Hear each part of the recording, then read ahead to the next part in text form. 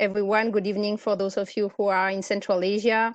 We're here for a seminar, an online seminar of the Central Asia program at the George Washington University. And today we will be discussing the situation in Uzbekistan and how the pandemics, of course, but also the collapse of the Sardoba Dam has been impacting Mirziyoyev's regimes and how the reforms are going on in its very difficult environment. And to discuss that with us today, we have four great speakers. So let me introduce them very briefly, and then I will give them the floor. So first we will have Jennifer Brick Murtazashvili, who is Associate Professor of International Affairs and Director of the Center for Governance and Markets at the University of Pittsburgh. Her new book is forthcoming in a few months with Cambridge University Press and is called Land, the State and War, Property Right and Political Order. Jennifer has been working for the last 20 years on Uzbekistan and on Afghanistan. Then we will have Nikita Makarenko, who is a journalist based in Tashkent. He's covering usually very sensitive issues like politics, environmental and urban topics. He worked as a columnist at Gazeta.uz, which is one of the most popular online media, and is today working at Uz Report TV channel and writing his own blog. Our third speaker will be Noah Tucker, who is a research associate with us at the Central Asia program and also a senior non-resident fellow at the Atlantic Council. Noah has been working for Radio Free Europe, Radio Liberty for several years, but he's also known for his own research on radicalization, especially originally from Uzbekistan, but also after in Kazakhstan. He has been publishing several articles that I'm pretty sure many of you know about Central Asian fighters in Syria, and he was in Tashkent at the beginning of the lockdown, so he will be able also to give us his own impression. And then our fourth speaker will be Begzod Koshimov, who is a doctoral candidate at the University of Wisconsin, also a columnist for Gazeta.uz, and he has his own podcast on economic issues. So as you can see, a really great group of speakers. So I will give the floor to each of them for about 15 minutes. And then after we will open the floor for discussion, I will ask everybody to ask questions in the Q&A box that you see on the right of your screen. And then I will be collecting questions and moderating the discussion for the second part of our event. So Jennifer, can I give you the floor? Yes. Can you hear me? Yes, very well. Okay. Famous WebEx words. Can you hear me?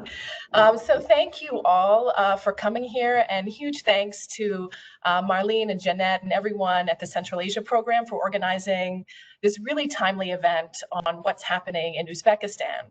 And it's really a fascinating time to be working on the country. And we all know that when Karimov died in 2016, there was enormous uncertainty about what would come next.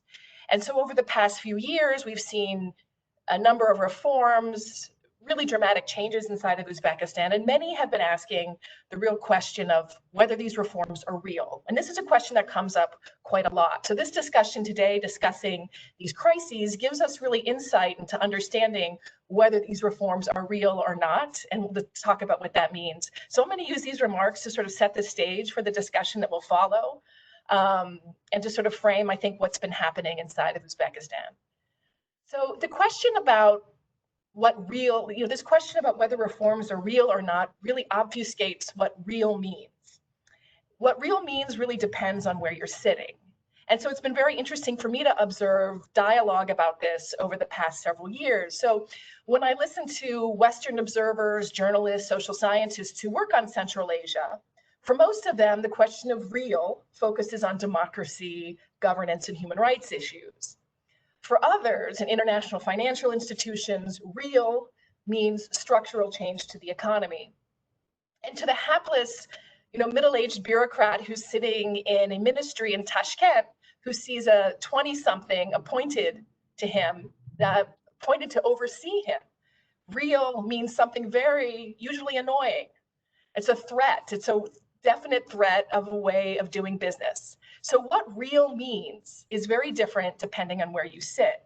So as a social scientist who've been working on Uzbekistan in one way or the other since about 1997, when I first came to the country as a Peace Corps volunteer, I stayed in the country for 5 years and managed the democracy and governance portfolio for USAID.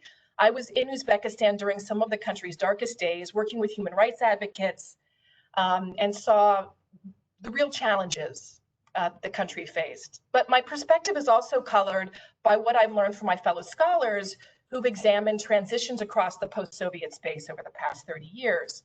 And if we know anything, it's that moving out of Soviet-era political and economic institutions is very hard. And Uzbekistan is really beginning this process now. Many of the, Karimov really froze in place many of the old institutions that existed. And so the reforms are really beginning now from the Soviet era. I mean, there were some reforms under Karimov, but they were quite limited. What we do know is very few have transitioned very well. So this really tempers my expectations about what's possible and how fast things are able to be accomplished. And it's even more challenging when the leader of the reforms is a product of the old system. So to me, these reforms are actually very real. We can smell them, we can touch them, we can feel their impact, but what it really means depends on who you are. So over the past 3 months, I think what we've seen really provides insights into so many different facets of the reforms taking place in Uzbekistan. Many friends in Tashkent have said that we won't really know about the nature of the reforms until there's a test. Well, here we are. Others have said we won't really know about the nature of reforms until we understand how Mirziyoyev steps down from power. That's a much longer view. So Uzbekistan has faced what I call 2.5 crises over the past 3 months. And as we all know, the first crisis was COVID-19. And the government responded pretty quickly to the COVID crisis. I was actually in Tashkent in February. And when I flew into the country from Afghanistan, my temperature was checked immediately twice when I entered the country in mid-February. And I had flown through 3 or 4 countries at that point, even returning to the United States, and did not have my temperature checked once. When I arrived in Tashkent airport, there was a lot of information about coronavirus. People were already beginning to speak about it, but at that point it was largely contained to China. It had spread, to individual countries, but it was unclear whether or to what extent it would have been a threat to Uzbekistan. So I saw that the government was preparing, that it has some great capacity actually to respond to these kinds of crises. So the government instituted a series of lockdowns, really draconian measures, I think, if we compare them to other countries. Driving was banned, walking was banned. It was even difficult for elderly people to leave their homes. And so what we began to see was actually an increased rise of the role of the military and the police to help fight the crisis. And what was interesting to watch from afar, from some of the media messaging, was the fact that the military and the police were seen as sort of these heroic forces. And this was something I think that was sort of unthinkable a few years ago, when really trust in the security forces was quite low. So I think what we've seen over the past several years, and I'll talk about this a little bit later, is that these reforms have really caused the sort of a major reform in the role of security forces in the public, has actually led to more compliance and probably greater legitimacy of the government as it sought to use the security forces in the COVID response. So one of the questions that we have to ask ourselves is, will the role of the security services decrease as COVID rolls back? And will there be a fundamental change in their role going forward? We also have to be thinking about the economic effects. So right before the crisis hit, the government began speaking for the first time about things like poverty reduction. The government created a new ministry about poverty reduction. And I think this continued trends that we began to see about more honesty about problems that countries face. This is something that Mirziyoyev has really focused on in his tenure. So what are the economic effects? And I think we're only beginning to understand that right now. So obviously the crisis will have a huge impact on poverty, especially on small and medium enterprises who constitute a huge part of Uzbekistan's economy. The second crisis is associated with the collapse of Sardoba, the Sardoba Dam in Sirdaryo. And at first, there was enormous public outpouring of support. Just like COVID, this was a natural disaster. It was perceived as a natural disaster. So huge national mobilization to provide humanitarian assistance. And I think some of our panelists will be able to talk about how civil society was really engaged in that response. And because it was perceived as a natural disaster, people's generosity really began to outpour as a consequence. But over the days that followed, it wasn't entirely clear whether Sardoba collapsed because of a natural disaster or whether there were some malfunctions in the design and who was responsible for that. And so questions began to swirl about corruption and malfeasance. So those are the two main crises that the country has faced. And it's also important to mention with Sardoba that the dam collapsed, wiped out thousands of homes, not just in Uzbekistan, but also in neighboring Kazakhstan. So the third mini crisis is the one that's happened over the past several days in Soch, in the Soch enclave that sits inside of Kyrgyzstan. This is Uzbekistani territory that sits inside of Kyrgyzstan. And we have seen some violence that's taken shape there, uprisings, there was a conflict between two communities, as far as I understand from the reporting, over access to a spring. And the government's response to this, on the one hand, illustrates different sets of challenges. So these are the three crises. And let me just briefly say, I think, about assessing how the government's responded to them. So I think with the COVID crisis, my sense from watching from afar is that the country handled this crisis very well. If we were to give it passing or failing marks, I'd say the country passed, right? This was another natural disaster. It wasn't the fault of the president, it wasn't the fault of the government didn't hide from it. So my initial expectation, thinking about Uzbekistan in days that passed, was that the government would hide, it would obfuscate, it would behave sort of like some of its neighbors, like Tajikistan and Turkmenistan, which hid the results, but it didn't. I think we have fairly good information about what has happened. Of course, the government's tried to control this more or less, but I don't think we have a sense that the government's falsified figures or tried to suppress them. If others have information about this, please let us know. But it was pretty honest about the crisis that it was facing. So this was really welcome. It also instituted a series of reforms to help economic stimulus packages. Countries are going to do this different. I think Beksod will speak a little bit about this, about how the country sort of filled the gap. But it relied on old tools to do this. And so, during Q&A, I think we can talk about sort of the limits of reform is when the government wants to do something new, it still has these old policy tools that it relies on to solve new problems. Sardoba, I think, was mixed, right? We saw the government quickly respond. We saw the public turn its attention to this. There was huge amounts of charity, people driving down to Sirdaryo to deliver aid, huge amounts of civil outpouring to support communities there. But in the days since, there have been swirling rumors of corruption, about malfeasance. There's investigations and there's inquiries into what happened. And there's also rumors, that of course that tie the president into into what happened at Sardoba. And that when he was prime minister, he oversaw the construction of the dam, and some of his close associates were responsible for tenders and construction and so forth. So this crisis touches on really serious issues of the government's legitimacy and its ability to respond. It's saying that it's open, it's changed, and so we'll see how far the government's willing to go. So far, we know that engineers in sort of low-level positions are being held accountable, but will there be higher-level accountability for this? And then finally, on the issue of Soch, I think we also see mixed results. On the one hand, the government moved very quickly to respond, didn't hide, didn't shy away from things, engaging in outreach to Kyrgyzstan, which was really important. And I think that also highlights many of the foreign policy changes that we've seen in Uzbekistan in recent years, the real willingness to work with neighbors and not to hide from these problems. But then the domestic response raised a lot of questions, right? So this is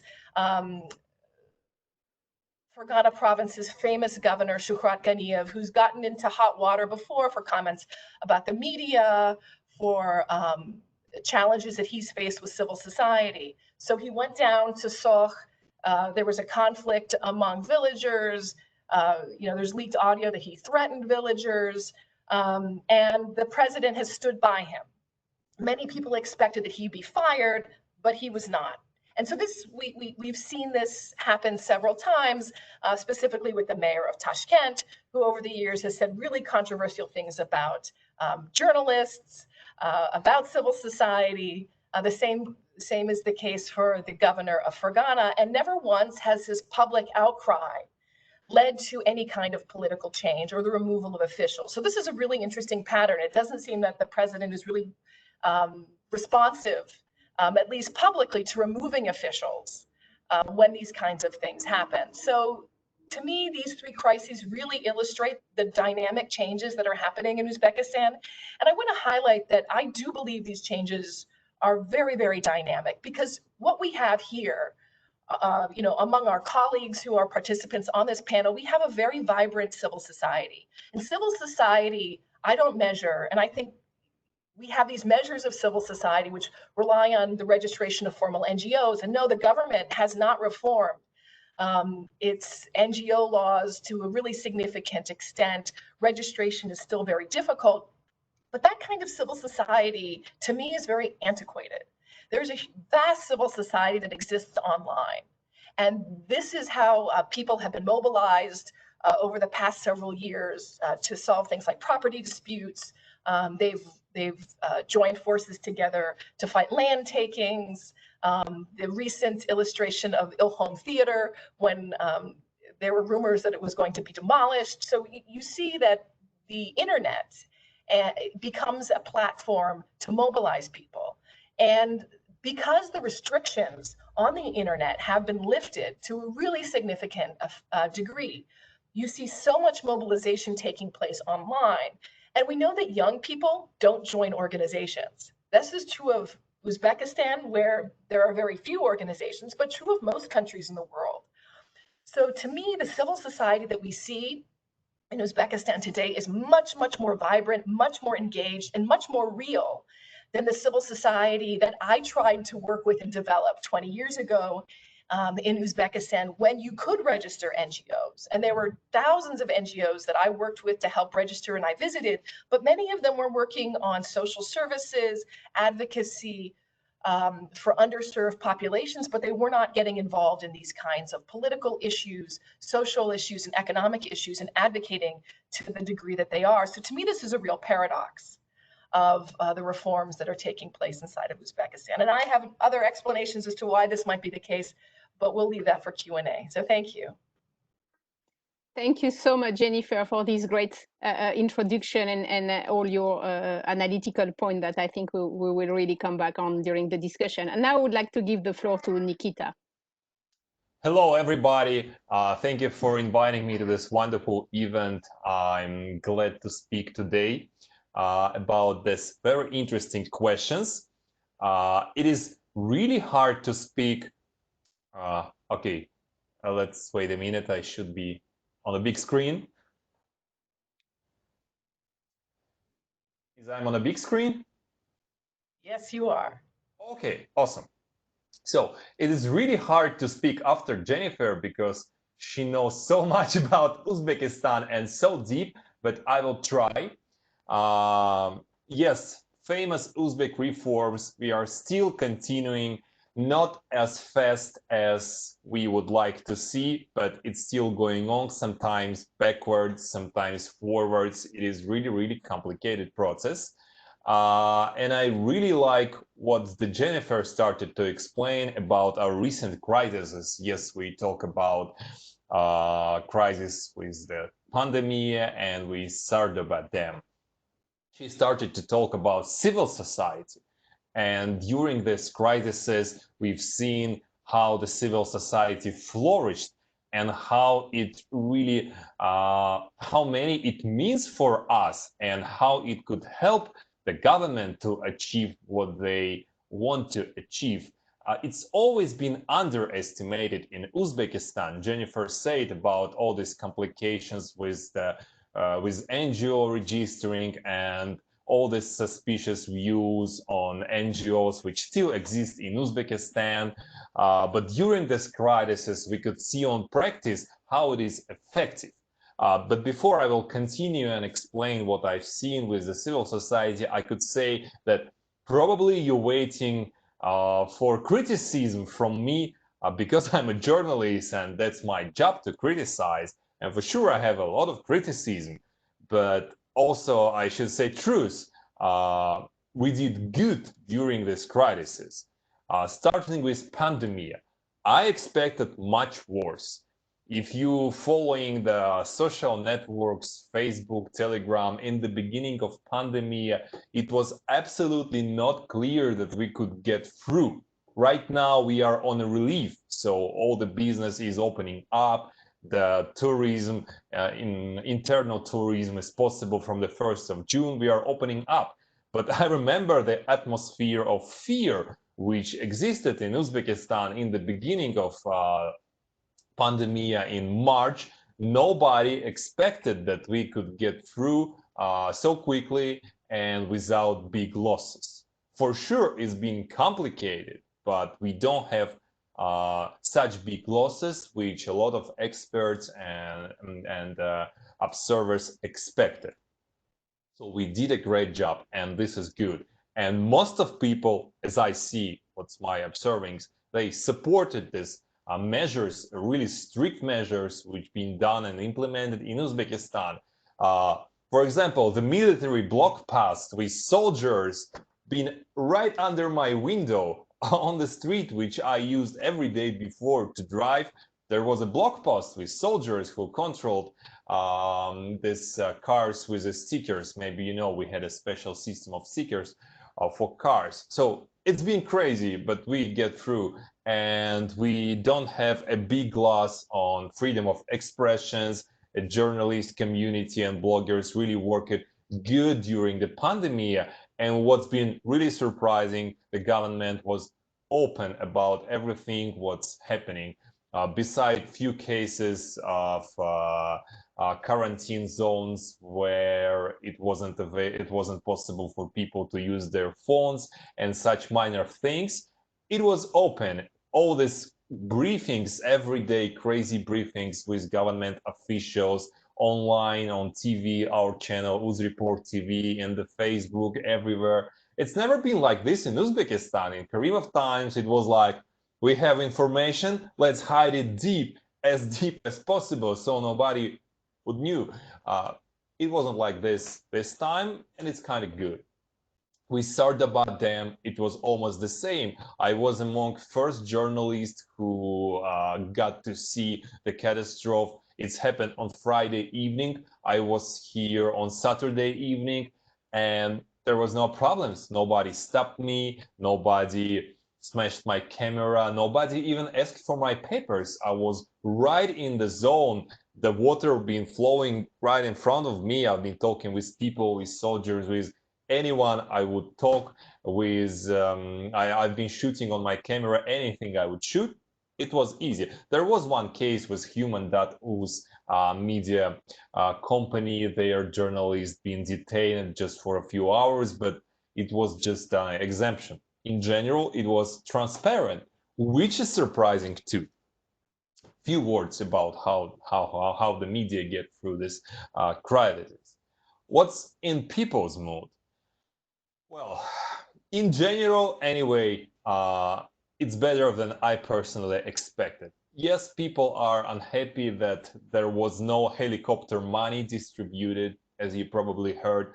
It's been implemented in Russia, in United States, even in Kazakhstan, but helicopter money wasn't distributed in Uzbekistan. People was disappointed a little bit about this, but I don't see a major loss in business so far. Yes, we expect, and probably the Behzod will explain better what we could expect in closest months, but so far it is better than I expected, and people standing strong, standing for together. With Sardoba Dam, it's more complicated. We are waiting for the results of investigation. and it's really interesting what's we gonna hear in the end. I'm kind of disappointed that I hear word corruption rarely. It's not really wide pronounced, and I would hear it more in the media, especially in the government media. We hear some really crazy versions about these foxes who could eat the dam, which is kind of weird, and I don't want to hear such versions. But there is not a lot to say until we're gonna hear a final verdict. I prepared some articles and column which I want to publish on Sardoba. I have my own opinion, but I'm waiting for the final results because we need to provide the investigators and the government a time which they need. Let's see, maybe everything will end to the benefit of the civil society. And let's continue about the civil society. As I said in the beginning, it is underestimated in Uzbekistan at all. It is still very hard and complicated to register the NGO. It is still really suspicious to be a volunteer. Even the word volunteer is compromised in Uzbekistan. The officials doesn't like to hear it. They doesn't like that people calling themselves volunteers.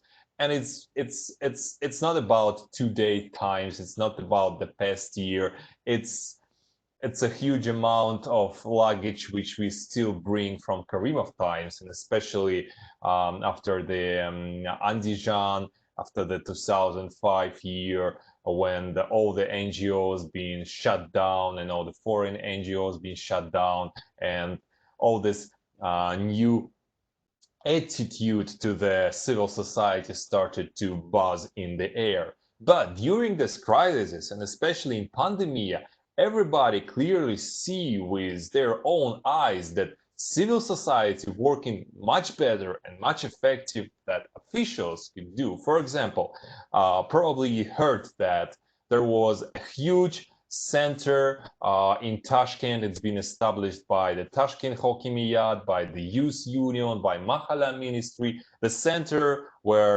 hundreds of people been collecting food which donors been bringing to the center, and then this food been distributed to the people in need.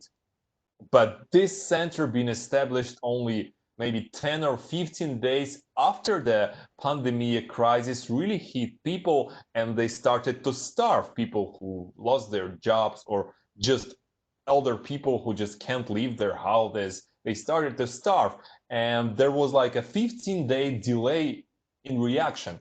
And during this delay time, a civil society, the volunteer, they did an incredible job. They created Telegram groups, Facebook groups. They started to unite. They had a huge fleet of cars, and they distributed an enormous amount of money and food every day. And this money and food they collected from simple people who just been donating it to these groups. So when I've been observing this this activity of volunteers, I was like, wow, we need this not only during pandemic, but every day in Uzbekistan. It should exist.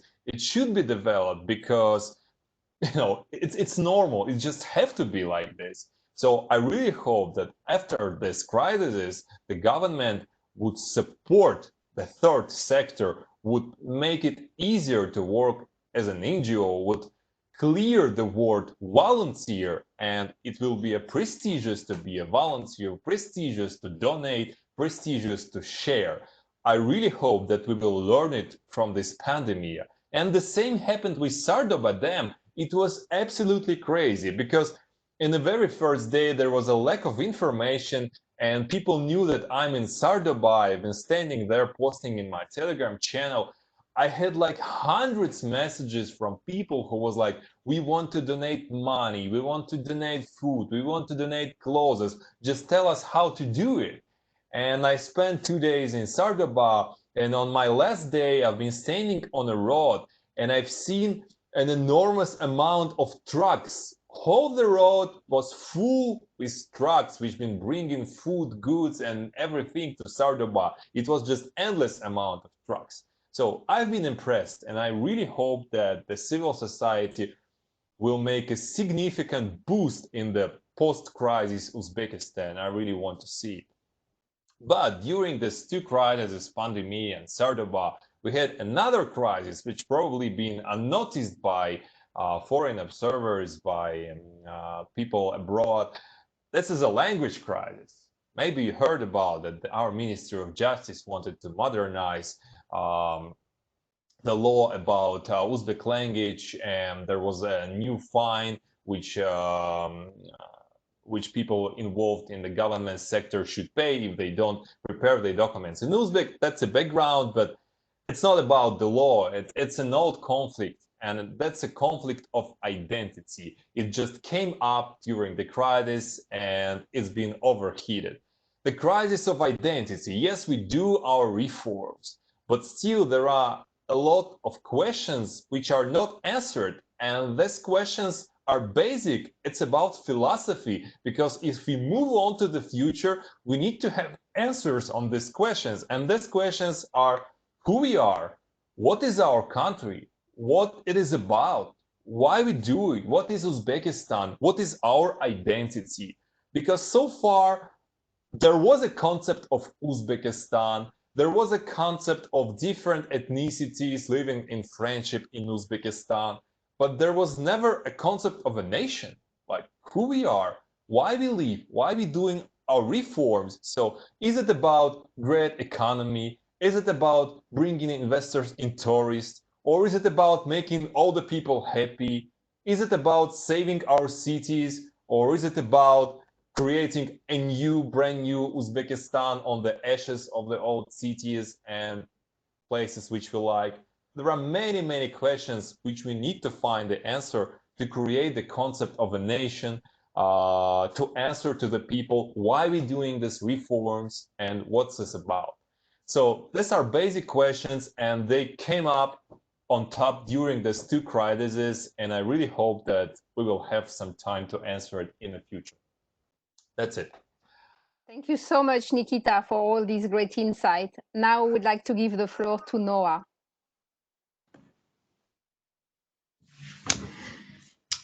Okay, I think I'm unmuted. Can everybody hear me? Yes. Okay, great.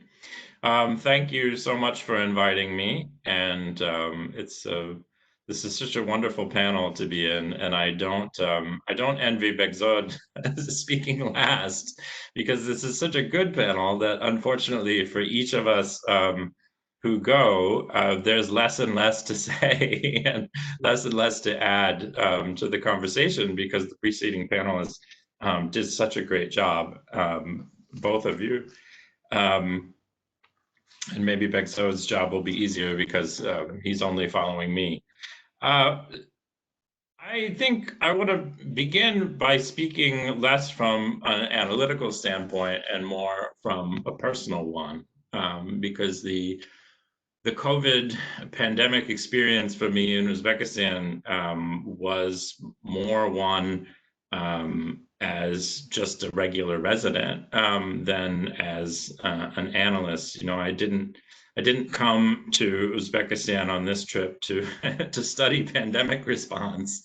I ended up just thrown into the middle of this. I arrived in Uzbekistan in early March to actually do a fieldwork project on the programs that have been created to help support returnees from Syria.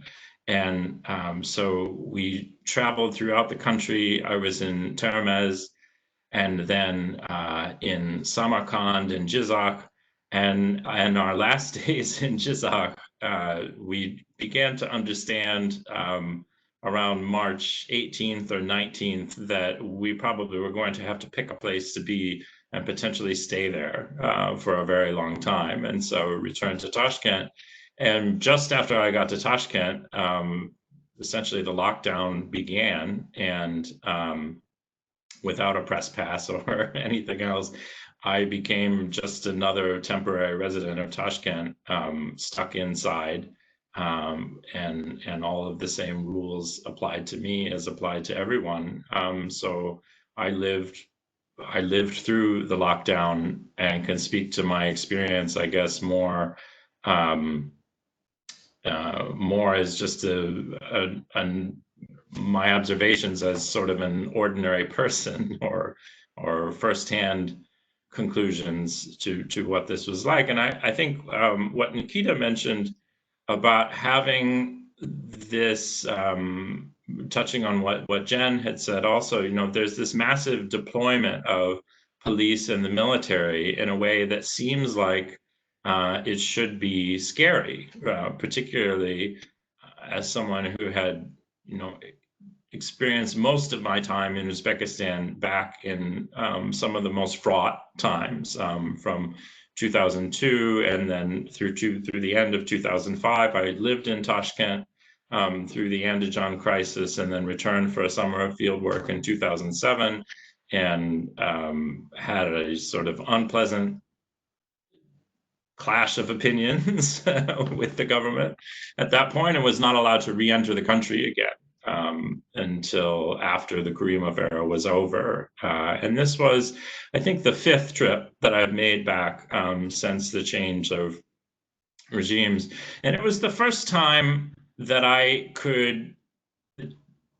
felt the reforms really stick, that I could feel, I guess, firsthand that this really is a different place than it was 10 years ago and 15 years ago. And a lot of that sense came from the difference in interactions with this very large deployment of military and law enforcement. I was really surprised at the infrequency of interactions. You know, they had, when we would go out, we were only allowed to go out of our apartments for groceries or for medical needs. And, you know, the police and military, who were stationed everywhere, really, and many times you'd have to go through several checkpoints in order to reach any destination within a kilometer or so walking distance of wherever you live. Frequently, although they had every right to stop you and ask you who you were and where you were going and examine your documents and all of these things that, you know, to be honest, in my prior experience would have been the beginning of an opportunity for corruption, because certainly there's any police officer could make an excuse in the older days to decide that you were an unauthorized person and use this as an opportunity for a shakedown. I at first expected to see some predatory behavior of that type in this situation as well, especially because, you know, it's much more likely that they could get away with it in this kind of situation. But I found in my own experience that it was just not this way. That there were actually relatively few interactions with the authorities. People really seemed to be there in order to, yes, enforce the rules, but not enforce them in a way that was overzealous. When there were interactions, I think in the one time that I was stopped at one of these block posts and asked to state who I was and where I was going and this kind of thing, they didn't even ask to see identification. I wasn't given any question about why I was going to buy groceries or why I was choosing to go in which direction. And this was at the same time that we're hearing stories from friends who are in Bishkek or seeing social media posts about police in Bishkek in particular using the curfew and the restrictions on movement there as an opportunity to make a little bit of extra money in shaking people down. I didn't hear a single story of this in Tashkent, and certainly didn't experience anything like it. And the interactions that did take place were respectful and even friendly in a way. And it was very different than what I had experienced in the past. And this was a moment where I began to think, you know, I'd been a skeptic of many of these reforms for a long time, but I echo the other panelists who've spoken already that there is there is something really different that's happening here, and that these are changes that we can recognize and I think celebrate. So I don't want to talk too much. I'm going to leave more time for discussion, but I'll make 3 points, I guess, talk about 3 things as everyone else did. The first is that Uzbekistan really did, by all available evidence, handle this pandemic really quite well. The measures that were taken were very aggressive from the beginning, but they also seem to have been effective. They also seem to have been data and information driven. And I'm a little bit less, I'm maybe a little bit more skeptical, we'll say, about the extent to which I feel like the government was consistently being open about all of the information that it had. There were points of data that didn't seem to add up, or for which there were multiple points of data. There, for example, the number of healthcare workers who fell ill with COVID or who died after contracting COVID while taking care of patients. This seemed to be something that was potentially underreported and something that was certainly underemphasized in the messaging that, as things began to calm down, became extremely positive. You know, within the first couple of weeks, or by the end of the first month, when it became fairly clear that things would be under control, the messaging, at least produced by the government, was extremely positive. It was much more focused on how many people had recovered than how many new infections were happening each day, or exactly the extent of infection in different provinces and things like that. And so, but there were some discrepancies in the kinds of data that were available, but by and large, it looked like they were telling most of the story, which is extremely different than what would have happened in the past, and deserve a great deal of credit for.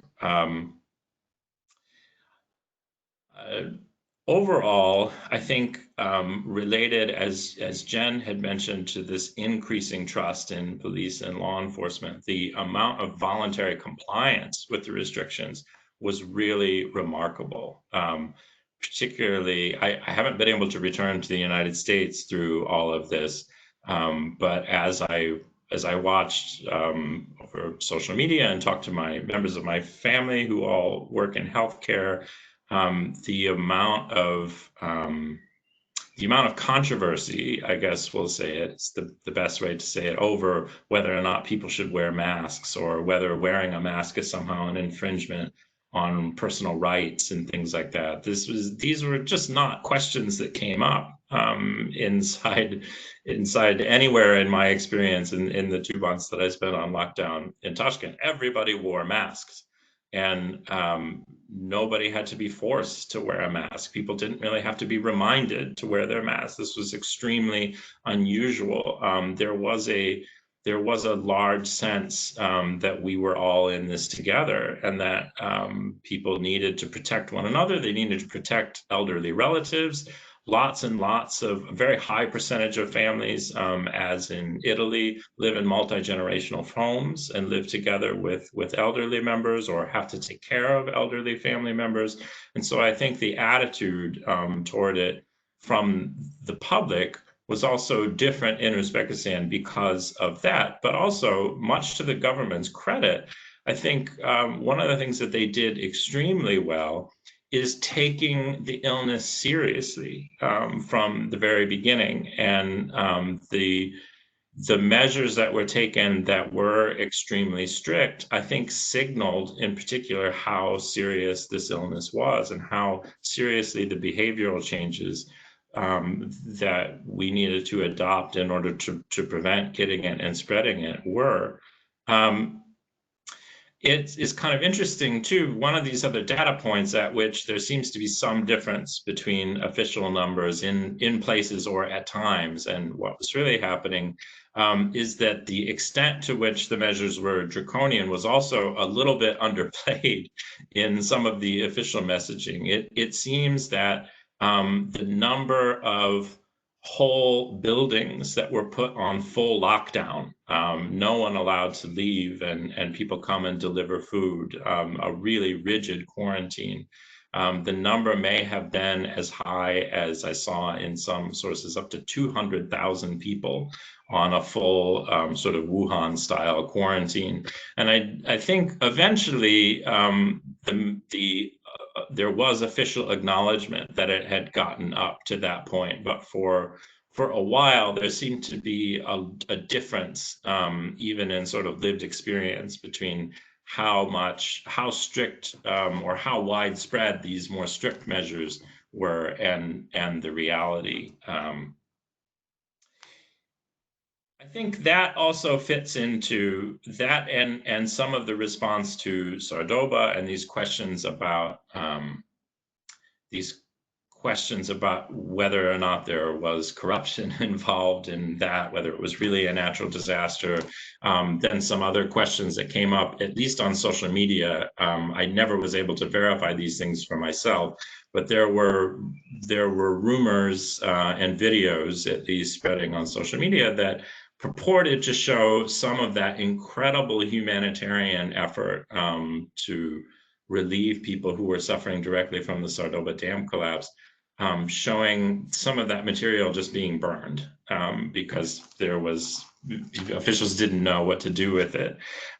So there were some things like that and differences between the really good public messaging and maybe sometimes the whole story that continues to open this question about whether or not the government is telling the whole story. And so I think we're moving in a very good direction in this. So the point that we can recommend is that we continue to move in this direction and continue to amplify voices that are telling the whole story.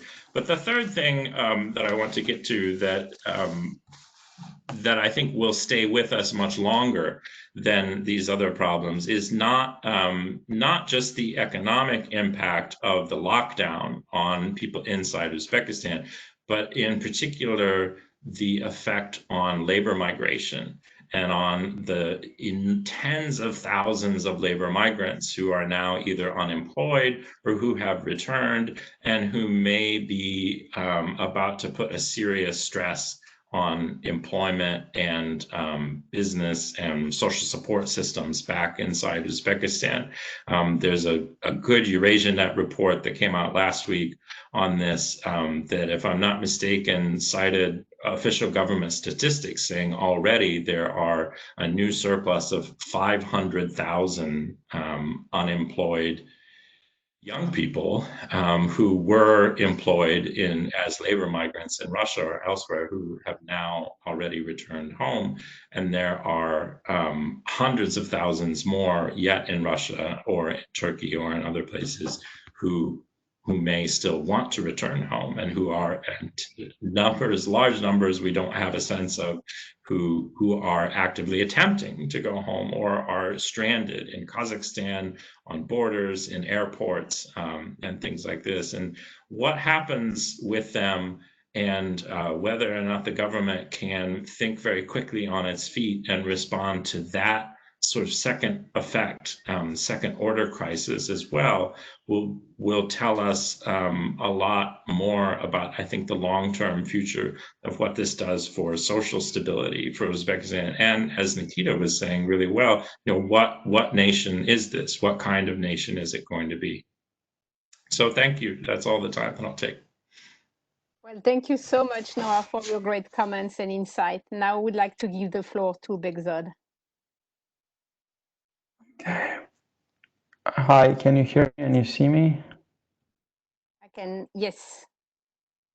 Perfect. You can hear me? Yes. Okay. So hi, everyone. I'm delighted to be talking right now. I'm the last one to present, and I think I have about 9 minutes. That's why I would try to make it short. I'm an economist, so 15 minutes. Okay. I mean, I'll just try to make it short, for everyone's benefit, and then, we'll move on to a discussion. As an economist, I have to say a few things about the economy and what's going on. Obviously, pandemic was a severe hit to the Uzbek economy, And in particular, it was hard hit primarily because of the type of labor market that we have. In Uzbekistan, there are about 19 million people who are part of the labor force, and around 5.5 million of them are legally or say officially employed. So, you know, they're in the books in one way or another, and the vast majority of people are not in the books. What it means that a lot of people don't work in a kind of white market. They don't get salaries that, you know, tax authorities can track. So when the lockdowns happen in that kind of societies, those people will lose their sustenance. And if you know, you read enough of poverty literature, you know that once the income shock happens that is so big and so long, it's really hard to get back on the feet. And that's a main fear that's going on. Right now, officially, there are 800,000 more people who are looking for a job. So when I say looking for a job, it means when survey people come to their house and knock their door from the Ministry of Labor, they say they've been actively looking for a job in the past 3 months. So amount of unemployed before pandemic was 1.35 million, and right now it's more than 2 million.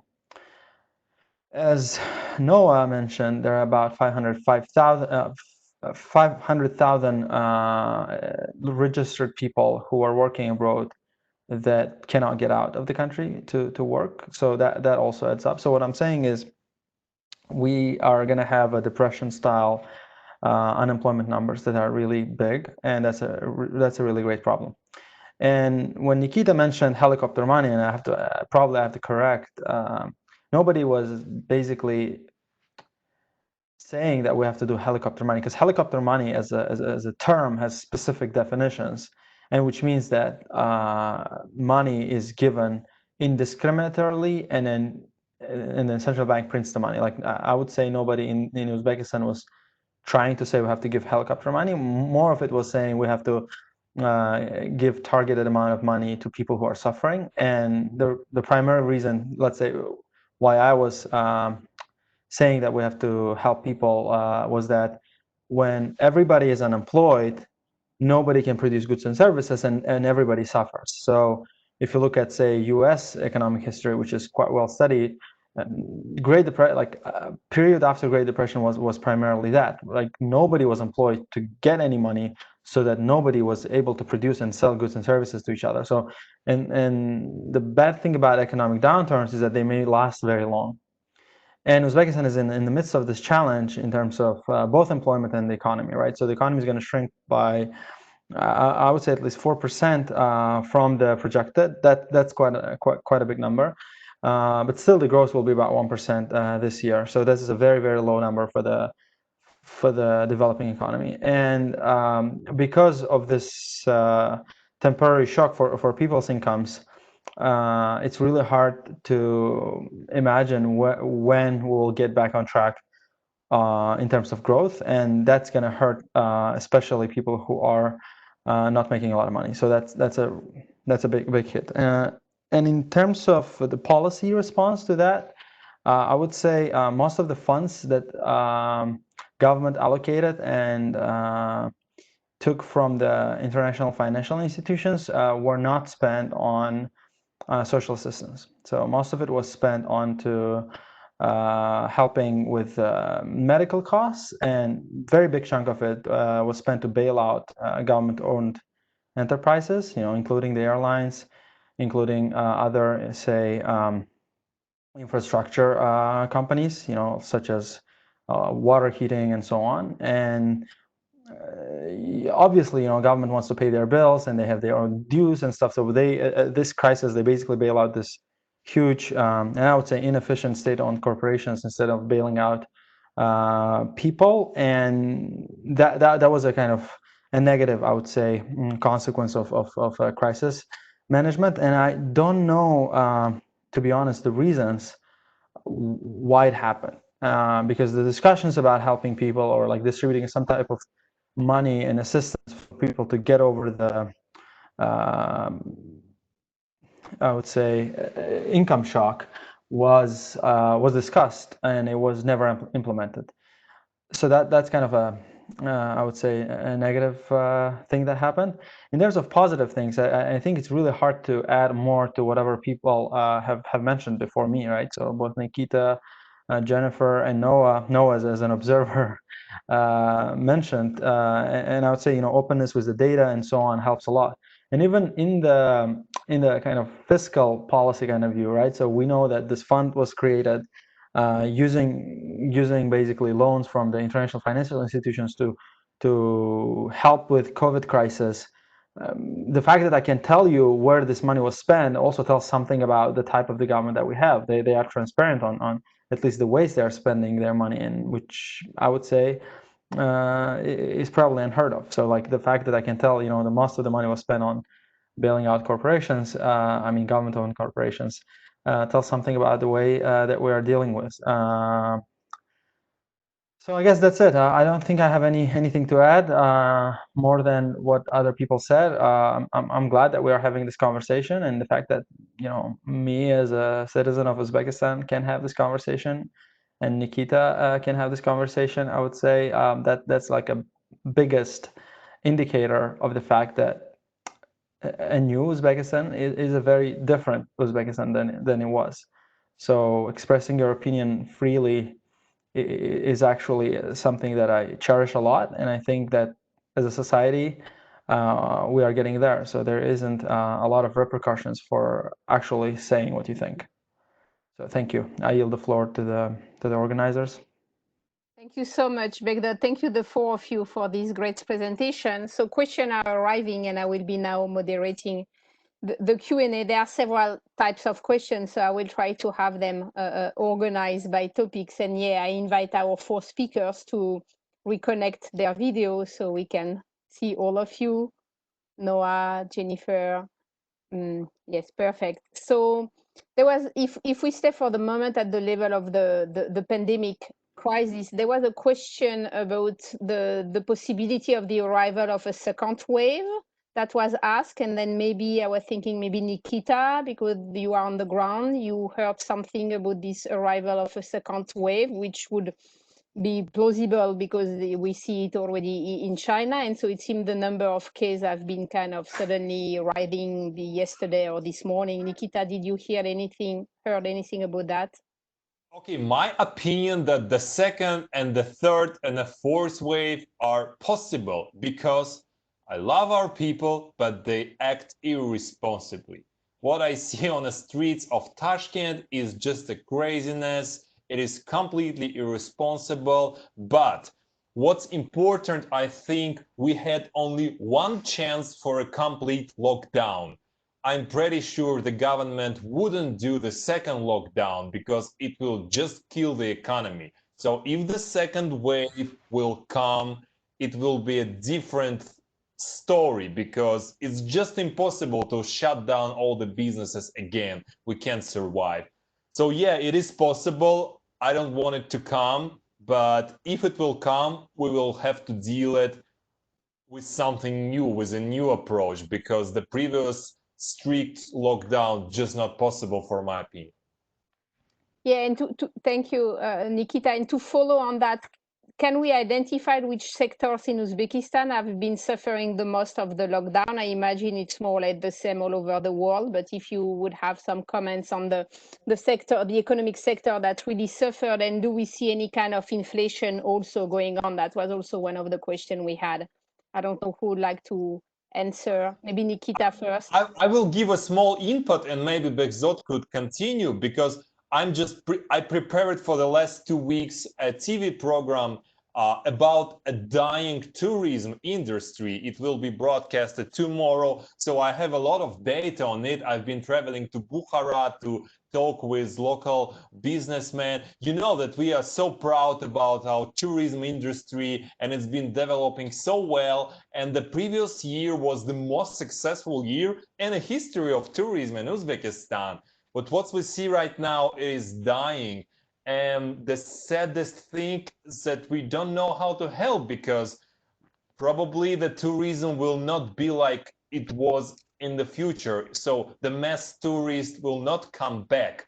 So it is a really, really huge question. A lot of investors invested in tourism. A lot of businessmen trusted that tourism is a new thing, and there is like thousands of people employed in tourism industry. And yes, the government tries to help by providing loans, cut of interest. But the main question is what we're gonna do if the mass tourism will just be different in the future post-pandemic world, and there is so far no answer. Thank you. Would someone add on that? Maybe Begzod? Yeah, sure, I can add. Nikita is right. Tourism is going to suffer. And unfortunately, that's not the only sector that will suffer. And moreover, tourism was not as big of a part of our economy as it is in, say, other comparable countries. I mean, that's kind of fortunate part of it. So I think most of our economic activity was concentrated on most of the service sector of our economy was a very small level transactions, like say taxi drivers or roadside restaurants and so on and so forth. They amount to a big part of employing people who are not in the books. So as I mentioned before, out of 19 million people, 5.5 million were in the books. And good thing about tourism is that a lot of them are actually legal. But in terms of, say, taxi drivers or people who work for you for a day, who make housekeeping and so on and so forth, there's a lot of employment out there that suffered permanent economic shock. What it means, so secondary order conditions, that people are less likely to buy things, to consume services, and to invest in things. So which means that people who provide those services are going to suffer a lot. So it can be anyone from restaurant owners to hotel owners to taxi drivers to and so on and so forth. And there are a lot of credit constraints as well. So let's say if you're a taxi driver, you not necessarily own the car, so you get it for a loan for someone, not necessarily a bank loan, but like an official loan from somebody, and then now you have to pay back and so on. So I would say it's like that everywhere in the world, and Uzbekistan is no exception. But the bad consequences of that is we can't really track them down and help them identify what's going on. So all the subsidies and help that Nikita is mentioning will go only to the people in the books at the best case scenario. So the people who are not in the books will not get anything because they aren't anywhere. And that's, I think, the biggest, single biggest challenge. Great for your comment. Jennifer, you wanted to add something? Just to add to that, I think it's really important when we're thinking about the transparency of the government, like Nikita highlighting the role of tourism, right? This is an area that the government is really invested in, really wants to grow. If the government's not being honest about COVID infections, people are not going to come back. So there's a real credibility issue. If the government, this is an area that's so critically important. And it also ties into the small and medium enterprises that were really, these began to flourish under Karimov, who really wanted to diversify from the large state-owned enterprises. But this is also connected to the growth of the informal sector. And I think that has increased over the past several years as well. And I think there's a connection between them. So how does the government respond to these issues, I think, is really the key. And one of the things that we've noticed, and I think this ties into how the government's implementing its reforms, is that you see the government really interested in promoting good policies, but the policy tools that it has are often quite antiquated. So it comes up with a great idea for rural development and then implements sort of an old Soviet style rural development program. And I think this is sort of the same thing that we're seeing in the economic recovery to COVID, is that you have a new problem, the government acknowledges it, but then the policy tools it relies on are sort of an old set, right? So don't actually respond to the dynamic economy that we see. And I'm wondering if, Begzod, you could say something about that. Not to put you on the spot. Oh, I see. Just a second. Okay.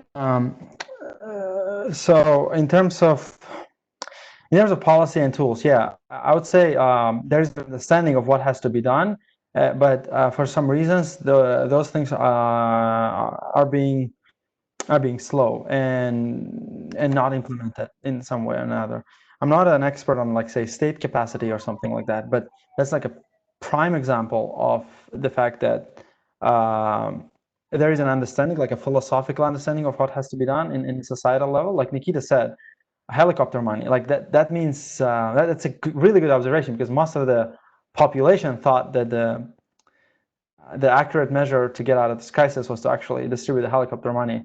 And although this has negative connotations with inflation and so on, it doesn't actually mean that. What I'm telling both the government and the people thought that distributing money was actually a good policy, and I think they didn't push through it primarily because of the fear that what if they can't actually do it. And there has been some case like that. So there's like a good policy idea that they have, and then the tools they have, they think they're not adequate to address the problem. So I would probably say that. Yeah, great point. Thank you so much. Oh, I have helicopters going around.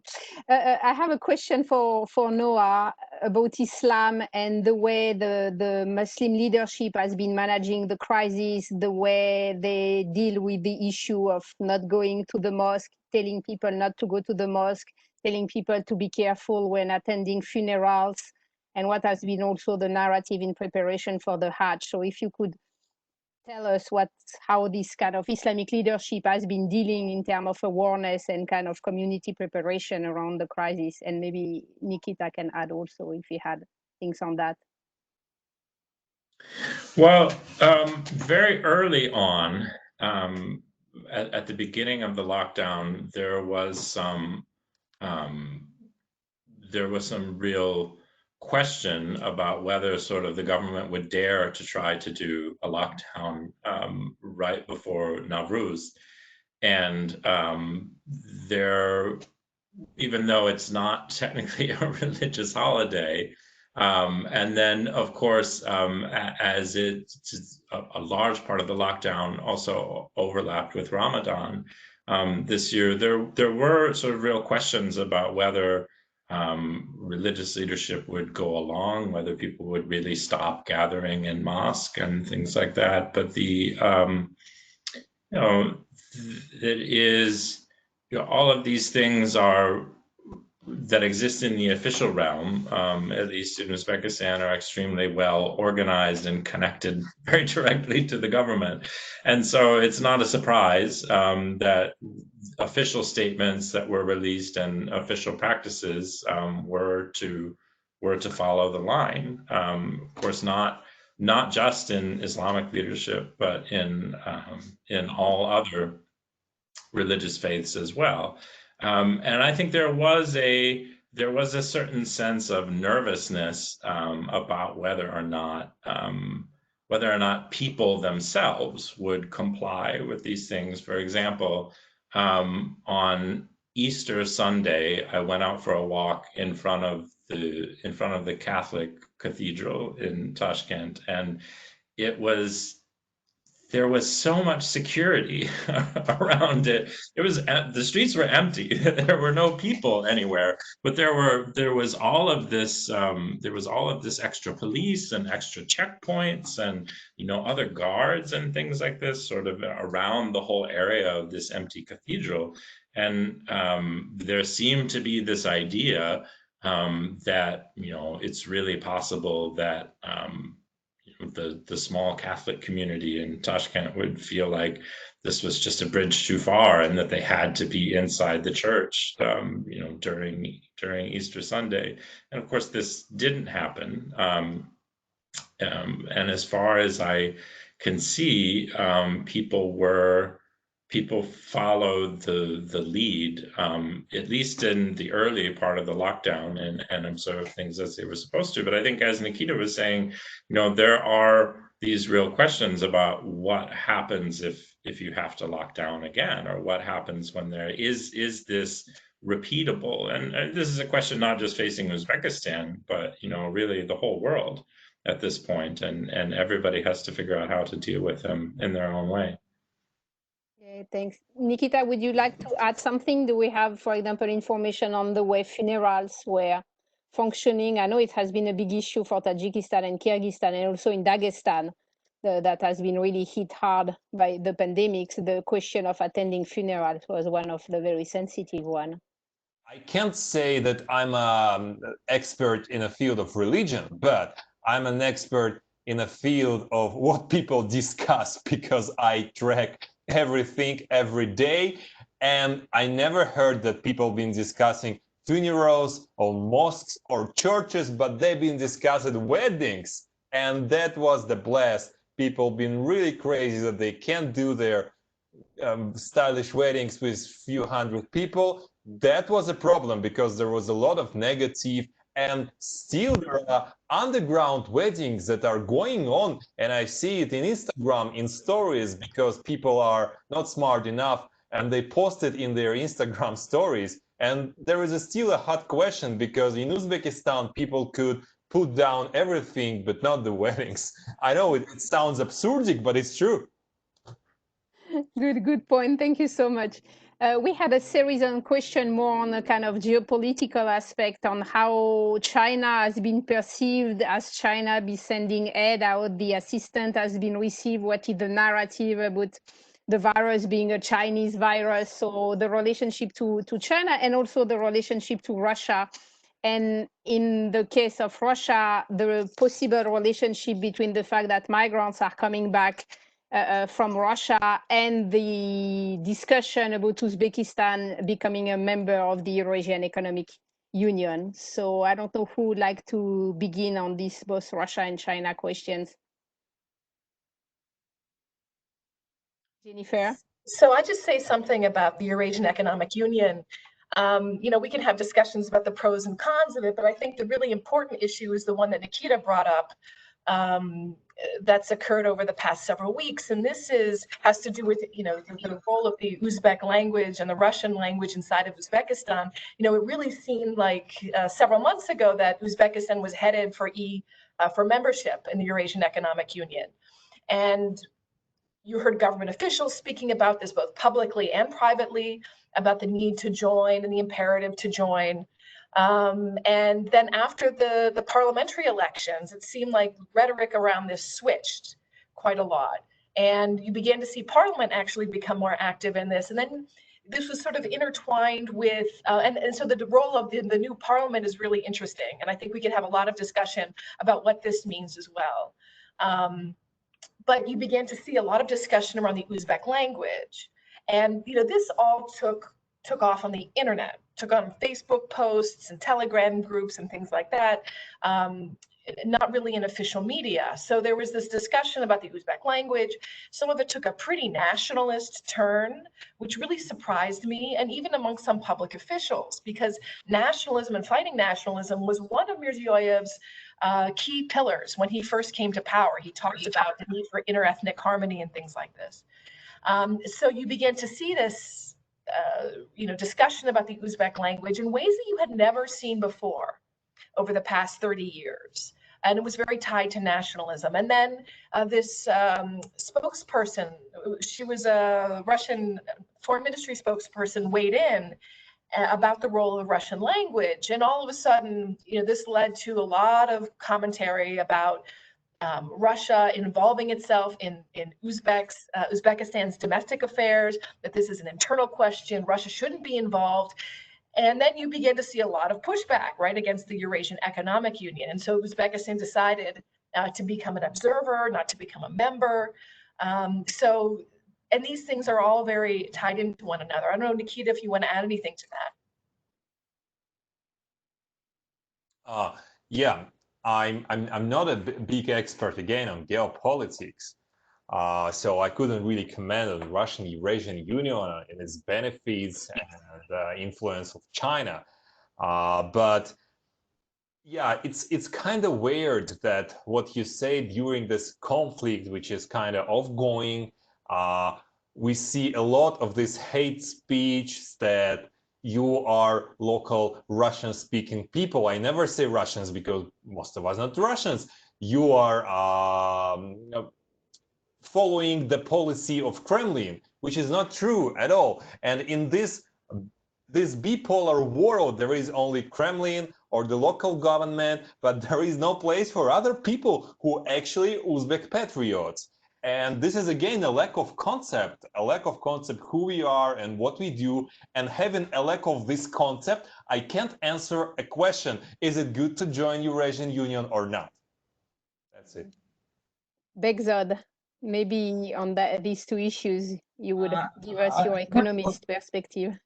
No, I can talk a little bit about sentiments that are going on, and then there's some comments that are like tone deaf. One important, oh, you can hear me, right? Sorry, I didn't. Yeah. One important thing I thought about quite a bit was that language has specific problems. So although majority of people in Uzbekistan don't speak Russian, a lot of important things used to be at least written in Russian, and even very, very recently, if say there's a new strategy of some ministry or some new law or whatever, they would usually upload it in Russian, and after a few weeks they would upload it in Uzbek if they do it, but sometimes they don't. And so it was super weird in terms of how society perceives what Tashkent is doing. So like if you live somewhere and then there's like a new law about land distribution or rental of something for something, you would read a Russian project. In a very, very best case scenario, they will take this Russian project and translate it to Uzbek, which sounded ridiculous. Like I speak both Russian and Uzbek, and reading that in Uzbek would be like, I don't understand anything because they just Google translated it from the Russian. And I understand sentiments of people saying, you know, we live in this country for like 30 years almost, and then we can't read our own government's, letters or messages or whatever is going on, and that actually did frustrate a lot of people. The other problem is, of course, the two types of alphabets, like Cyrillic and Latin, and so people who are younger than 30 years old can't Cyrillic a lot. I mean, I'm not saying everybody can't, but there exists a population in Uzbekistan who cannot read Latin. And there exists a population in Uzbekistan who cannot read Cyrillic. And what it means is that the people who produce these documents, even in Uzbek, even with bad translation, they usually produce it in Cyrillic. So there was this disconnect about that. And the other thing in the regional level is that most of the, say, documents in Uzbek, in Tashkent, say, within ministries or in top, say, presidential administration and so on, letters and so on, they were all submitted in Russian, like maybe up until right now. I'm like 100% sure about it. I never saw a document, the original document that was circulated, say, in Uzbek. That was really rare. And so what happens is that when they have this documents and so on, they kind of distribute it down the pipe, and people down the pipe, especially say in a very local kind of governance places, couldn't read it. So I was once in a meeting, they were producing some type of project, and somebody in the room said, like, we got to translate it because people who are going to apply it, most of them don't know Uzbek, and I remember some people dismissed that comment. So what I'm trying to say is that it's really easy to paint like a brush saying, people are, being intolerant because things now have to be written in Uzbek, and call them, like, say, nationalists and so on. But on the other hand, I feel like the pain that they had is that in your own country you can't read own laws was weird. Like starting from everywhere. Like it used to be. I don't know if you remember or not, during, say, Karimov, when you had traveled in and out of Uzbekistan, there was a declaration, like customs declaration. And there was a lot of talk about people say you have to fill it in Russian so that people treat you better and so on. So there's quite a bit of stuff like that. And when I usually get my passport, and it used to be Ovir sticker, usually people fill out your application in Russian, and so on and so forth. So what I'm not trying to say is that this is good, this is bad. What I'm trying to say is that a lot of roots of the sentiments that go on have quite a bit of history, and the fact that people are mad at it sometimes I think is deservedly so, right? Having access to the documents, I would say, in your own language is something that they rightfully claim to have. So that's all I can say. Great points. If we move on, we had also a question about of course, the situation of migrants, those who stayed in Russia, those who were able to come back, and what was the kind of Uzbek public opinion reaction to the fact that the government struggle to try to provide support to its own citizens abroad. And so I wanted to ask that question to Noah and probably Nikita also on how you think the Uzbek government has been able to manage the situation of having like thousands, hundreds of thousands of Uzbek citizens abroad and having difficulties having them going back or providing support when they were blocked in Russia and so on. How do you see that aspect being kind of either discussed at the social media level or just kind of how should we be looking at it? Noah, would you like to begin?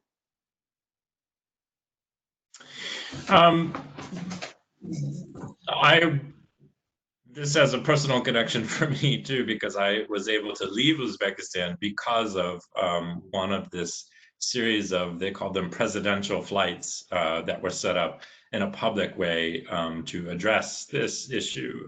There was a series of flights toward the end of May that went all over the place, not just to Russia, but Istanbul and London and Germany and other places. And I think it's difficult to gauge sort of what, at least for me, difficult to gauge what the overall public sentiment about this was. I think for my anecdotal impression of this was that for people who weren't directly affected, who didn't have relatives stranded in Russia or stranded elsewhere, a lot of them looked at this and saw it as something very positive, saw it as, look, the government is really doing something important. It's showing that it cares about its citizens, which it was. This was it was a special measure, and one that I'm personally grateful for because it allowed me to be able to get back and eventually reunite with my own family. But on the other hand, I think people who I talked to who did have family members in Russia, which is a large proportion of people in Uzbekistan, for them, this was more often seen as like a promising start, but not something that was necessarily going to solve the problem that they were in, because it really was a start. And I think this is not to imply a criticism, to say that the government is doing something fake or doing this just for show. I think this is to say this is another aspect of this crisis that is just completely unprecedented. I think there was you're reacting to something that nobody really had a contingency plan for before. Now we put numbers to it. The Uzbek Labor Ministry or the Foreign Ministry is putting a number, and I think around 2.2 million citizens who are living abroad in different places. This was also a number that before would never be released in the first place, and so that in itself is really progress. But this is a massive logistical and economic problem. If these people do all want to return, how do we make it happen? And so I think, as much as I think it's important to stress that they are trying to help citizens, and a lot of people have stories they're very grateful to have had help returning home. And I know the government has worked very hard in coordination with Kazakhstan as well to get buses that run through Kazakhstan and that were able to return people over land borders when air travel was more difficult, and to create special exceptions to the travel rules for these things. But on the other hand, this is just really a massive problem. And I think we're only seeing still the tip of the iceberg of it, particularly if seeing that while Uzbekistan has done quite well in dealing with the pandemic, at least with this first wave, Russia has not.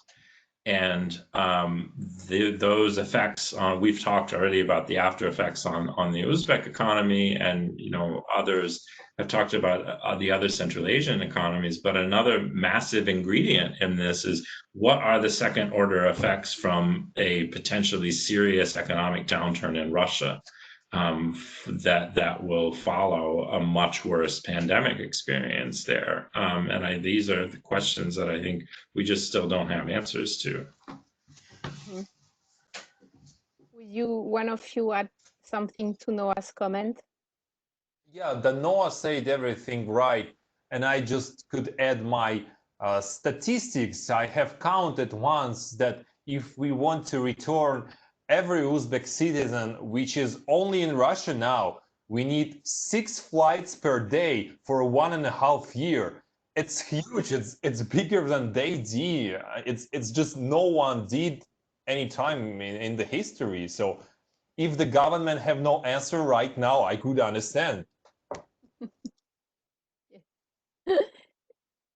And I would just add to this that, of course, certain families want to return, but there have to be opportunities for people upon return. And I think that if you look at what the government is doing and its economic growth strategy, its development strategy, how it's trying to generate employment, is to respond to the migration issue, right? So it's trying to generate, its economic development strategy is really focused on generating jobs. It's not focused as much on the resource sector. It understands, right, that the labor market in the country is very fraught, and potentially, if there aren't jobs for so many young people, right, who are going to be entering the labor market, this is very difficult. So on the one hand, of course, people want to reunite with families. On the other hand, what happens when they return? And I think this is really a big question. Yeah, that's a great point. And if I can follow, we had a question maybe for you, Jennifer, but I also invite our other speakers about the management of the crisis at the regional level and how it could have impacted the relationship between Tashkent and some of the local governor. For example, in Russia, we know there has been a kind of decentralization effect of the management of the crisis, with letting the governor managing at their own level. And so, how do you think in Uzbekistan the relationship between Tashkent and the region has been maybe evolving or not, and what can we say about how each region tried to manage at their own level the crisis? Well, I do think the regions were looking to Tashkent. So, in terms of Uzbekistan's political system, it is extremely centralized. And just a couple of weeks ago, there was some new decrees about decentralization. I actually haven't had a chance to look at them too carefully. And these are the big policy discussions that have taken place over the past couple of years. But what's really interesting to note is this centralized response has also yielded a lot of information at the subnational level. So you can read about how many infections are occurring in what mahallas, throughout the country. And it's really the amount of information that's been shared, right? The way that the government has coded red and green and yellow, goes down to the mahalla level, the community level, which is quite interesting. So I don't think that we've seen, Nikita, correct me if I'm wrong, but I don't think we've seen a lot of decentralization like the sort of the de facto decentralization that you've seen in Russia with regard to this response. In Uzbekistan, if we would hear that the governor have an independent opinion, that would be a revolution. It is impossible. They completely follow what the Tashkent say. Maybe they think something different, but they would never say. And as we see with this case of Shuhrat Ganiyev, doesn't matter what do you do, how guilty you are, if you are loyal, they will cover your back. So the loyalty is the main currency in Uzbek political relations between governors and Tashkent.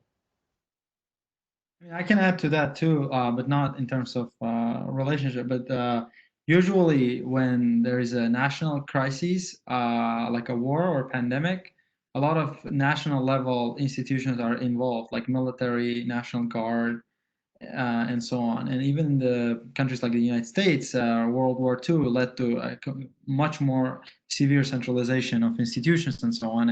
And pandemics usually end up centralizing system than, I would say, decentralizing, because now they have to, even the local governments have to like work with the military and security apparatus and so on, which are all centralized.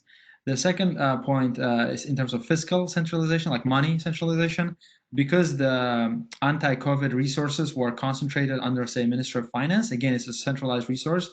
It wasn't a budget. So it didn't happen that, say, this anti-crisis funds were distributed among regions. It was centralized.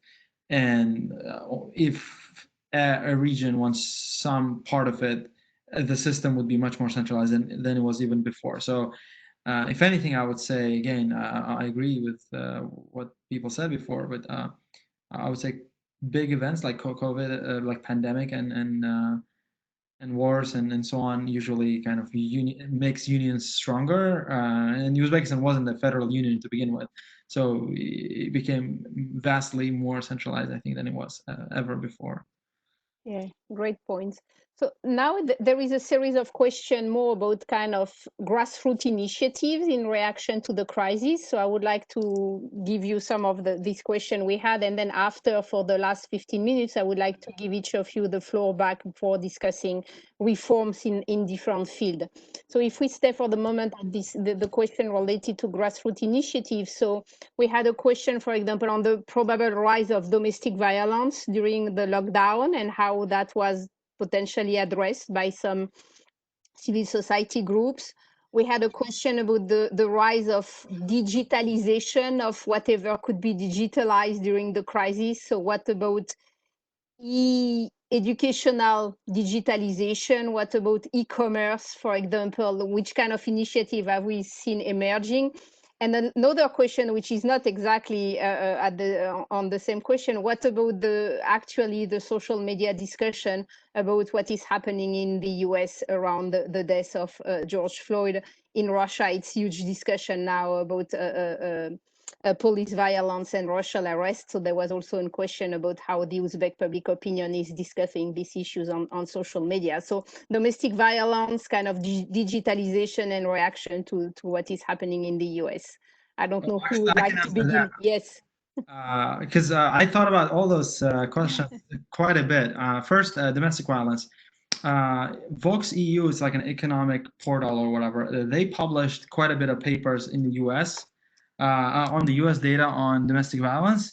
And it shows that there's two margins in which domestic violence increases. First is that displacement at the job level in Uzbekistan and in the US is similar. So a lot of female employment happens in a government or government affiliated field. So nurses, teachers, and so on are all government employees.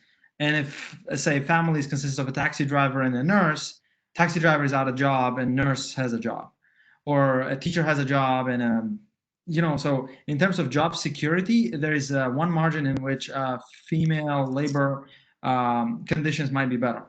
So this is a kind of a positive spin on it. The negative spin on it is that it arises from like psychology literature that says basically if there's a shock on incomes in a double income households where female makes more money or has a higher status and whatever, there might be some conflict. And the second part is that when there is unemployment, people are generally unhappy. It's like a sociological, I would say, explanation.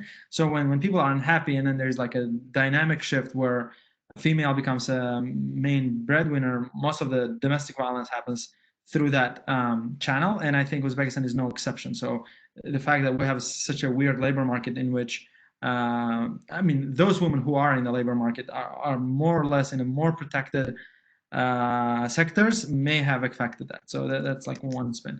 The second question about digitalization, this is no joke actually. Uzbekistan,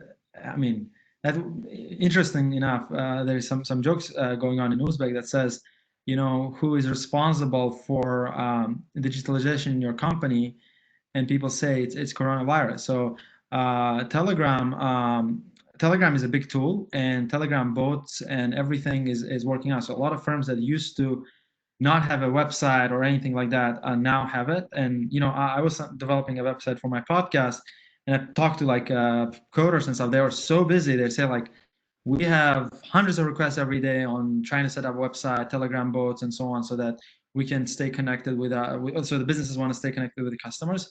I know about some businesses that use delivery and so on, and I was talking about different matters, and they say they had an increase of orders by a magnitude of 500%. So amount of orders increased by many folds.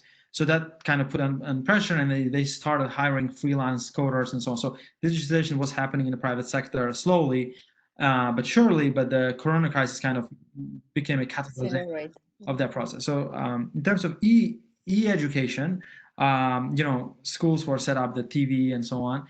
Most of the private schools actually have Zoom calls and Zoom meetings every day, and they are working on that. They're buying cameras and so on and so forth. So in terms of e-education, there is an understanding that they can do it, but there's also understanding that electronic education is not as good as probably face-to-face, and everybody probably understands that.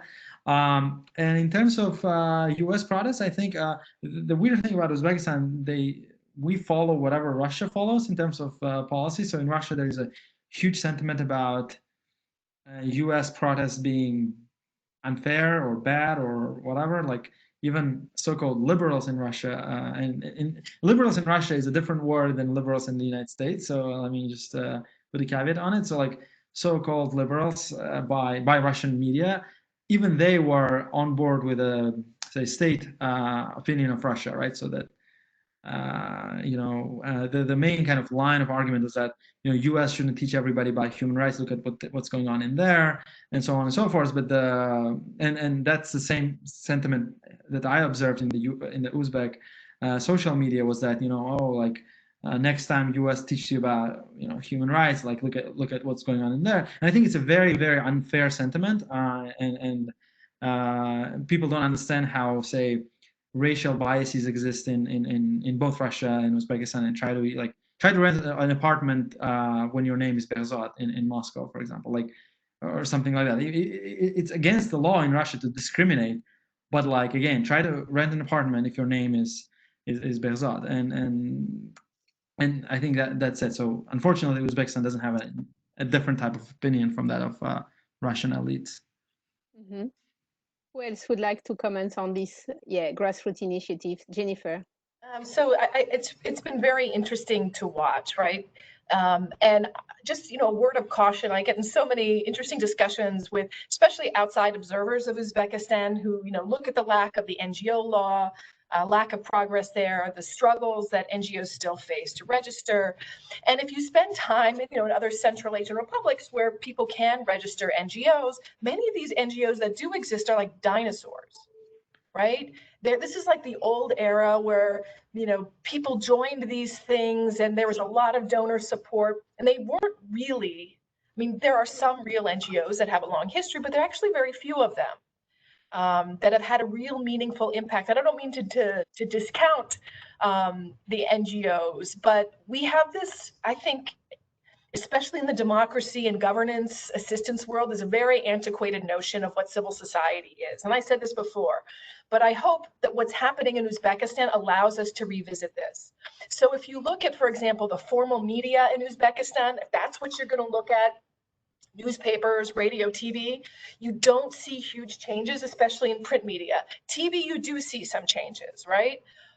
And if that is going to be your benchmark, you're not going to see a really dynamic information environment. But if you can count what's happening on the internet and new media, that's where the big changes are taking place. And I think this provides us insight into how the reforms are taking shape, right? That you're seeing the old system allowed to maintain itself. You're seeing people allowed to keep their jobs, but alongside of this, you see a parallel system emerging. And not only do you see this in civil society and nonprofits, but you also see it among government agencies, where you begin to see competing ministries emerge, some with the old guard, some with young new people. And so to me, it tells us a really interesting story about how the government's reforming, how it's overcoming vested interests, bureaucratic vested interests, and we know that they're very hard. A note about education. My kids go to the Pittsburgh public schools. We've had a really difficult time here. It has been a heartbreaking experience watching how our school district struggled. For 6 or 7 weeks, we had nothing. And it has been heartbreaking to watch the disparities in education. Uzbekistan went right to TV. And although we realize, of course, this isn't ideal, I was getting messages from people saying, we love this TV because we live in rural areas and the quality of education that we're getting now on television is higher than what we were getting before. So I think it all depends where you sit, right? So if you're sitting in Tashkent, this might not be the best thing in the world. You might prefer Zoom calls where you can have internet access and so forth. Private schools are, of course, different, but think about those in rural areas and what kind of opportunities this might have opened to people. So something just to bear in mind. Very good point. Nikita or Noah, would you like to add on these different issues I mentioned? Nikita.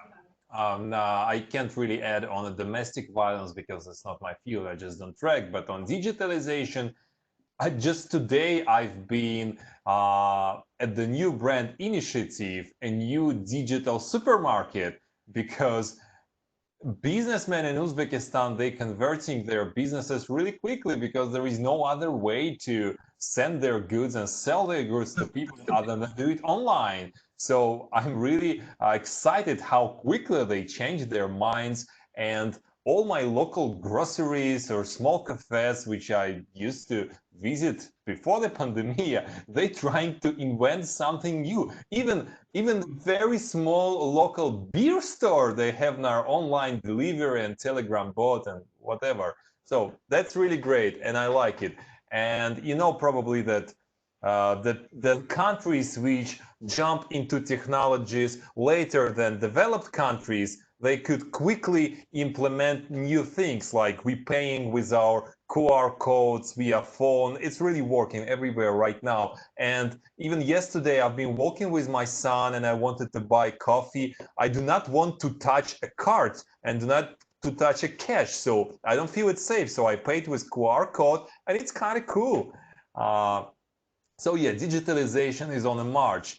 And the last thing about how the social media and people reflect on what's going on in the United States, I could say that Uzbek propaganda for years, they prepared people that such type of uprising, civil unrest is the worst thing which could happen in the world. Like it was the personal hell. And when people see what's going on in the United States, they feel like, yes, this is it. This is it, which we've been preparing for. And for sure, most of the people react negative because you just can't get rid of 20 years of propaganda brainwashing. And in the people mind, the protest is a law that worked. It's equal to something really, really bad. Like protest is very bad. So for sure, React is kind of negative because people are like, hey, what they do in the United States, where is stability? Like, why they just can't put all the people back to their houses? So yeah, this is prevail. I get phone calls and texts saying like, "Are you okay?" Like I saw in your city there was a protest. There was a lot of protests in Madison. So there was people who wanted to reopen the economy. They came with the guns to the state capitol. And then there was another protest like right now. And friends and family who watch this, they are so scared. They think that it's like Nikita is really right. Like they think that protest means like actually complete like end of the civilization or something like that. So. I think that you have to be careful. Noah, would you like to add something? Yeah. This was also key to the social contract, right? I mean, for so many years, it was this promise of stability in exchange, for quiescence, and that the government was going to provide you stability, would also provide you a social safety net, as long as. And so this was an exchange between the citizens, right? It was this really implicit social contract. And people for years, were terrified. I mean, Karimov he would point to Tajikistan, right? You want to be that? Oh, look what's happening in Kyrgyzstan. You want to be that? We can have this instability or we can have peace. You can have your protests or we can have stability. And for so many years, I think Nikita's really right to point this out. And so when you're looking at the response to COVID, you can't help but look at that colored by that past, right? So the government has to provide stability. It has to provide a response to this in order to fulfill its side of the social contract. And that's the one thing that you haven't seen really walked back inside of Uzbekistan, is that there's still a fairly robust social safety net that exists in this country, probably more so than most of the other Central Asian republics. Noah, would you like to add something on these grassroots initiatives before we move to the last round of questions on reforms? Yeah, I'll be just very brief. I think Jen has articulated something really good about a tension that exists between, young people and what you can see online, and people who are making positive efforts towards reforming and adapting to all of the problems that they face. But with this question specifically, like, of domestic violence, which is not usually something that fits right within my specialty, but in particular because, I was in Uzbekistan in the first place, looking at the program for reintegrating returnees from Syria, and the organizations that are handling this in many places are organizations that were already have existed and were set up to handle human trafficking and domestic violence and things like that. And it turns out also that there is a fairly significant, at least in the small number of cases that we were able to look at, an overlap, between these problems and recruiting in the first place. That many of the women who ended up in Syria were fleeing abusive households, actually. And one of the things that was particularly concerning to me in the short time that we got to do the field work was that there seems to be there is a push to return to Jen's kind of competing paradigms. There is a push from the government to ensure that everything is stable and that everything is organized and everything is taken care of. And one of the results of that is to try to sort of codify all of these social questions under this new Ministry of Family and marry this together kind of with the Mahalla committees and things like that. And so there are all of these new specialists who are appearing inside Mahalla structures and things. And it's all, I think it is absolutely all very well intended, and a lot of it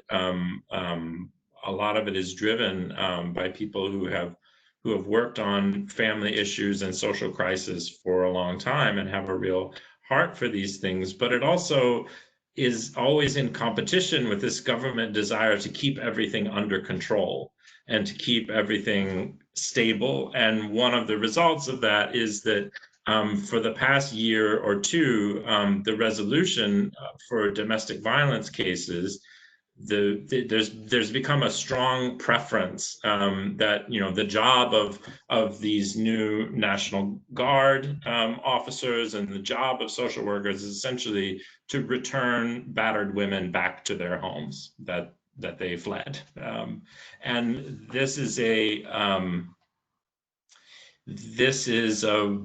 problem, and I think it in terms of we don't have a whole lot of data or overall data about how the lockdown and how the pandemic has increased domestic violence, but it appears to have created a sharp spike just about everywhere, and so there's no reason to assume that Uzbekistan would be an exception to that. And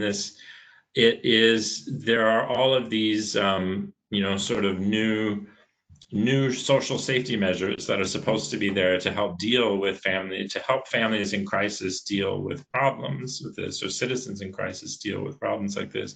But that desire to keep everything sort of managed and resolved also results in pushing people back into these situations rather than helping them get out of it, unfortunately. Very good point. So we now have less than 10 minutes. So I would like to give you, each of you, the floor for one last broad question about where do you think the reforms will be going on now. And so Begzod, for you on the economic reform, Jennifer on the education reform, Noah on the reform related to religion, and Nikita on the reform of the press. So both what you think the government will be doing, what you think it should be doing. So it's a kind of mixed bag of questions, both about what you think it should be, where it should be going, and where you think the government will be or not be going. So let's go by reverse order. Begzod, would you like to begin? Sure. Thank you, everyone, for attention. One thing I have to mention is that the biggest challenge, in my opinion, that Uzbekistan will face is economic. So again, as I told you, the amount of people who are officially unemployed doubled in like six weeks, or maybe let's say 6 months. Let's say from February, like the data we have is January. Let's say in 6 months it doubled. Second thing is the amount of remittances clearly went down. So it was like about 5 billion that we were receiving. Third, amount of investments went down. Fourth, amount of tourists that came to the countries went down. So what I'm trying to say is that whatever the revenue the country had and economic activity is also going down.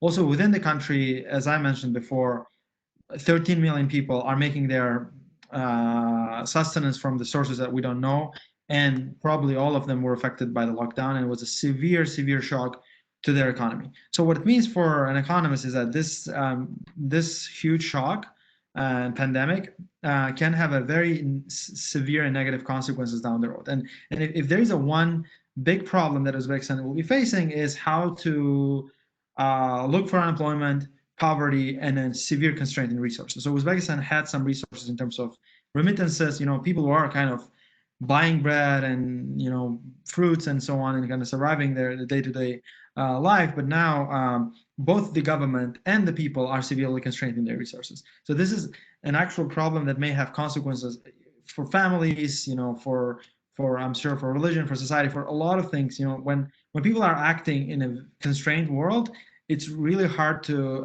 imagine how they can do. I mean, there is research that exists and shows that being in poverty or being malnourished is basically like losing sleep. So people make decisions that are very, how can I say,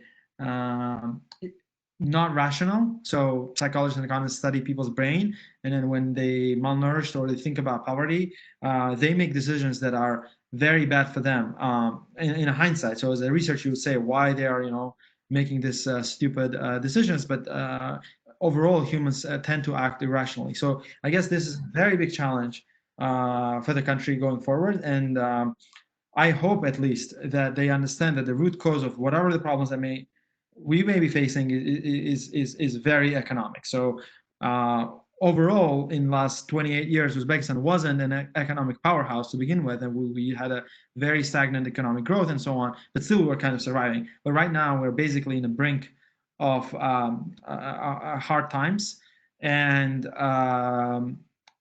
my wish is that more people will be cognizant of that, and when they study some second-order effects, be it women's rights or societal problems and so on, they have to keep in mind that this whole thing is happening because there is a huge resource constraint both in the decision makers and in the in a household level, and the fact the government doesn't have resources is kind of exacerbating the situation. So it's not very rosy, but I guess it's my duty to just to say that. Thank you for your time. Good point, Begdad. Very briefly, Noah, on the religion, the reform in the field of religion. I think it's probably reached sort of maximum amount of liberalization that it's going to reach, and particularly I absolutely agree with Begzod and would defer to him anyway since he's an economist, but that the economic problems are understated now, and the amount of threat that looms over this, and the changes that may come in the next months because of these constraints are maybe underestimated or not yet fully visible. And I think in that sense, it is unlikely that the government is going to feel like it is in a position where it can make adventurous and liberalizing reforms where it allows things to open up and change, particularly on social issues like this. I mean, it is very different than it was a few years ago. I was really, it felt really remarkable to me, even during pandemic and even during lockdown, how many people I saw who felt comfortable praying in public, by the side of the road, because, that was something that, there was a time I feel like it would have been hard to imagine, but it felt like a very normal thing to do.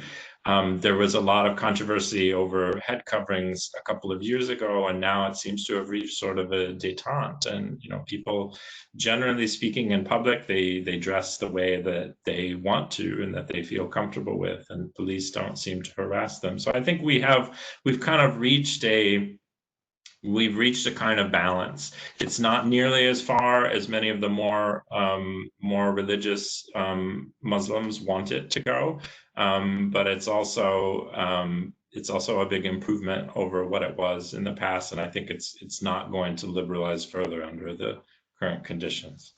Thank you, Noah. Nikita, on the press issue. On the press, the media. Yeah. Okay, great. Yeah, very briefly, because we really don't have a lot of time, but if Absolutely. you want any kind of concluding remarks. So it's really like the same what Noah feels about the religion. I think we reached a balance, and I don't wait for any huge progress in this field. We reach the balance when the media feel alive, they work, but they still feel a big suppression from the middle level officials. And I don't think that there will be a huge progress. And I could say that on the 4th of May, the World Press Freedom Day, I had no chance to publish my story on press freedom, so I had to leave my media. So for me, it's a significant mark too. Good point. Jennifer. Just very briefly, I think that we've seen the government, I think going back to Noah's initial comments, that there's so much more freedom in society, right? You see police, you see a lessening of the security services and so many aspects of public life. And this has led to just amazing, it's unleashed huge amounts of creativity, huge amounts of ingenuity. People are doing things that were sort of unthought of. Society's really driving. Society's in many ways is at the wheel of the economic recovery, just as Beksod has raised. And this raises a number of questions, right, about the long-term sustainability of the economic recovery. If you have so many people, going into the private sector, small businesses, relying on the informal economy, relying on remittances, that's going to pose a lot of challenges. And you compare that to the government. And the government has lots of very good ideas for reform. And I'm going to say this a million times, the tools that it has are not up to the task. And currently in Uzbekistan, there is no program in public administration. There's no programs in public policy. I'm making a pitch here.